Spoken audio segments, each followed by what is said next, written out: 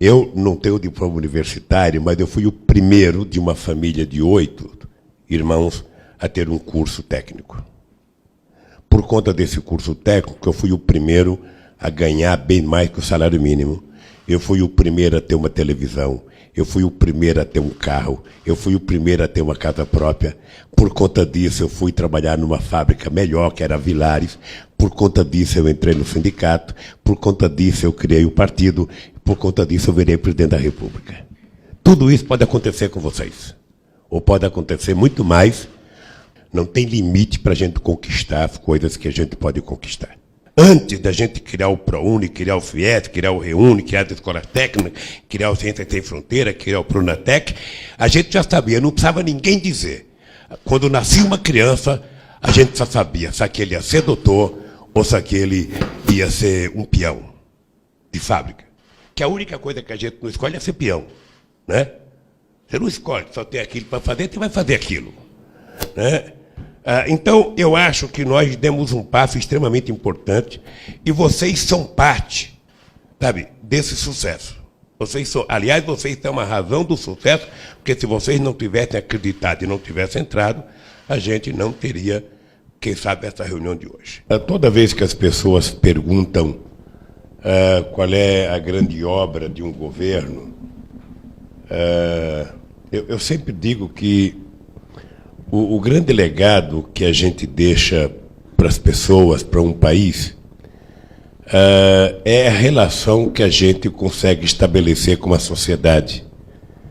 Uma relação em que o Estado se coloca mais à disposição da sociedade, uma relação em que o governante não se sente superior, mas se sente igual, cumprindo uma função diferenciada.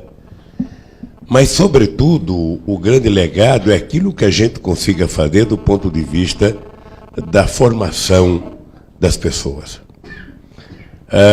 Eu penso que, numa escala social e também numa escala de educação, a gente ainda está subindo alguns degraus. Ainda falta muitos degraus para a gente subir.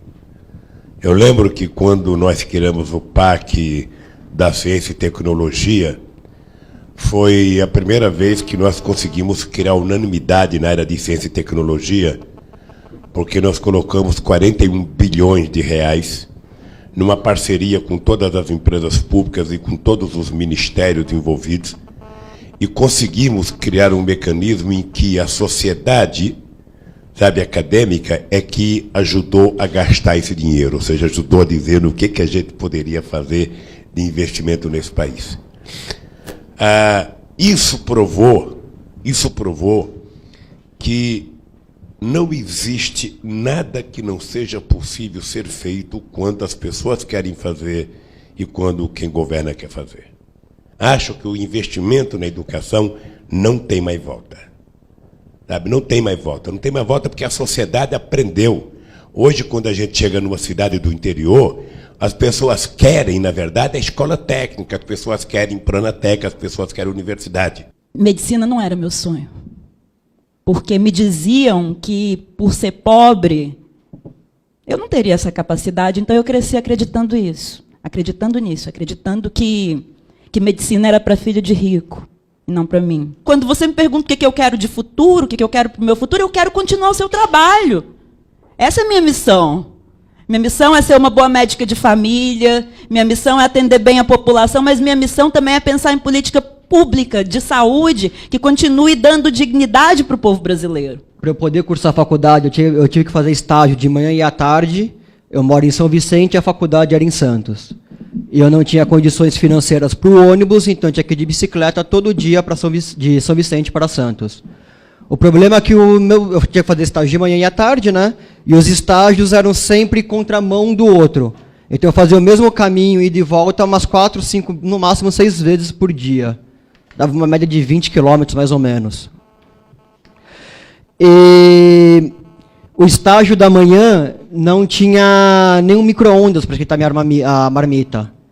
Então a conta que eu encontrei era muito simples. Eu ganhava R$50 por semana, os R$50 não pagava nem o ônibus, nem a comida, então eu tinha que levar a marmita de casa. Mas onde que eu vou esquentar essa marmita? Não pensei duas vezes, peguei um plástico filme, cobria a marmita, furava com o garfo, dava 11 horas da manhã, eu colocava na janela para o sol esquentar minha marmita. Aprendi uma coisa muito simples, galera. Nunca cheirem a comida antes de comer. Era normal ela estar estragada.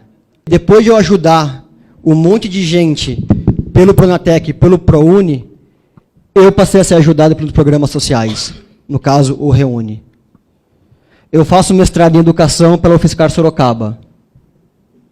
Então, o que eu muito ajudei, hoje eu também sou ajudado no mesmo processo de ensino.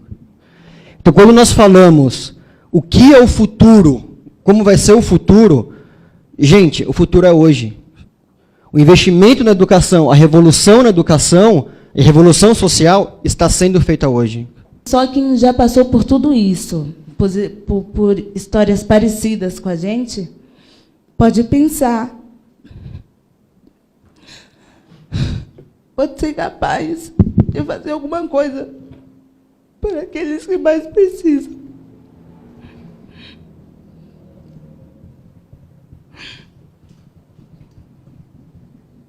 Quando eu vejo o seu filme, e eu vejo aquela parte que a casa enche de água, vocês têm que levantar tudo. Eu lembro que acontecia a mesma coisa com a gente. E só quem passa pela mesma coisa, que a gente sabe como é difícil, e acredita. Porque aqueles que têm tudo na mão, não pensam, não vai pensar nos outros. É tudo tão fácil, e para a gente não, para a gente é muita dificuldade. Eu acredito em um futuro muito melhor do que o dos nossos pais. Tudo que eles fizeram para a gente, acreditaram na gente. O nosso esforço também fez com que nossas histórias se cruzassem para nós estarmos aqui hoje. E a gente vai poder falar isso para os nossos filhos, para os nossos netos, que teve pessoas que acreditaram na gente e que lutaram muito também. Para mim, o que vocês significam, sabe, é apenas, sabe, a afirmação de que a gente pode tudo o que a gente quer.